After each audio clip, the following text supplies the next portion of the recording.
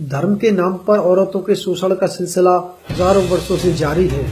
आज भी न जाने कितने बाबा, स्वामी और धर्मगुरु बड़े बड़े सेक्स स्कैंडल में फंसे हुए हैं। मीडिया में रोजाना इनके काले कारनामे उजागर होते ही रहते हैं। देवदासी हिंदू धर्म की एक बहुत ही पुरानी प्रथा है।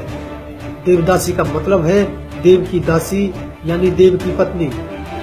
भारत के कुछ क्षेत्रों में, खासकर दक्षिण भारत में, महिलाओं का धर्म और आस्था के नाम पर शोषण किया गया।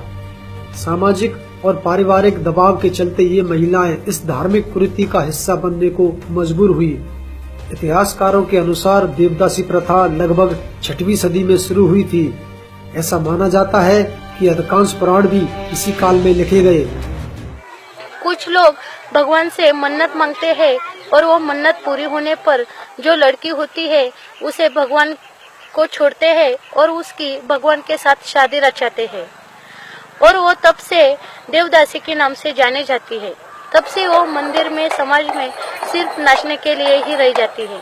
वो नहीं स्कूल जा सकती है और नहीं दूसरे किसी के साथ शादी भी कर सकती है।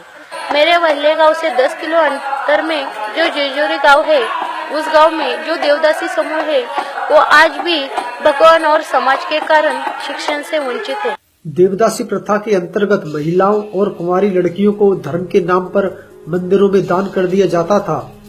उनका विवाह मंदिर के देवता से करा दिया जाता था और यहीं से शुरू होती थी इन महिलाओं और कुंवारी कन्याओं के शोषण की कहानी। इन देवदासियों के साथ मंदिर के पुजारियों ने यह कहकर शारीरिक संबंध बनाने शुरू कर दिए कि इससे उनके और भगवान के बीच संपर्क स्थापित होता है और धीरे धीरे यह उनका अधिकार बन गया, जिसको सामाजिक मान्यता भी मिल गई। इन देवदासियों को मंदिरों की देखरेख, साफ सफाई के साथ साथ मंदिरों में नाचने के अलावा पुजारियों और प्रभावशाली व्यक्तियों के साथ हमबिस्तर होना पड़ता था।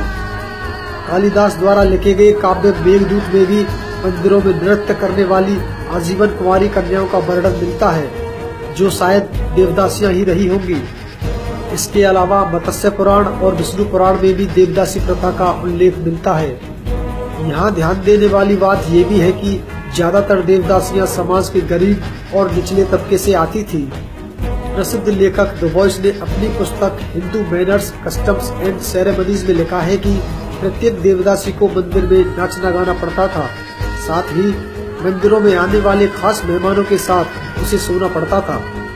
गूगल सर्च करने पर आपको बहुत सारे लेख और खबरें इस बारे में मिल जाएंगी। इस मुद्दे पर कई फिल्में और डॉक्यूमेंट्रीज भी बन चुकी हैं। लेकिन बड़े ही आश्चर्य की बात यह है कि भारत में इस प्रथा को गैर कानूनी घोषित किए जाने के बाद भी दक्षिण भारत के कई मंदिरों में यह प्रथा अभी भी जारी है। वहीं सरकारें भी इस प्रथा पर पूरी तरह रोक लगाने में नाकाम साबित रही हैं। फरवरी 2015 में सुप्रीम कोर्ट ने केंद्र सरकार को निर्देश दिए थे कि किसी भी तरह इस प्रथा पर पूरी तरह रोक लगाई जानी चाहिए। 23 फरवरी 2015 के टाइम्स ऑफ इंडिया में छपी एक खबर के अनुसार तेलंगाना और आंध्र प्रदेश, केवल 2 राज्यों में ही 80,000 देवदासियां अभी भी मौजूद हैं। देवदासी प्रथा का सबसे अधिक चलन कर्नाटक, आंध्र प्रदेश, तेलंगाना, तमिलनाडु, महाराष्ट्र, उड़ीसा, गोवा और मध्य प्रदेश के कुछ इलाकों में है। तो आप अंदाजा लगा सकते हैं कि पूरे देश में इन देवदासियों की संख्या कितनी होगी।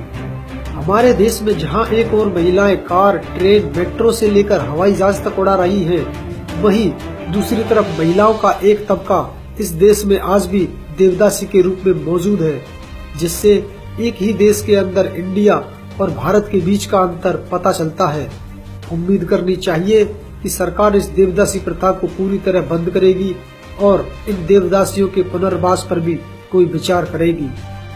अगर आपको भी हमारा वीडियो अच्छा लगा हो तो इसे लाइक और शेयर करना ना भूलें।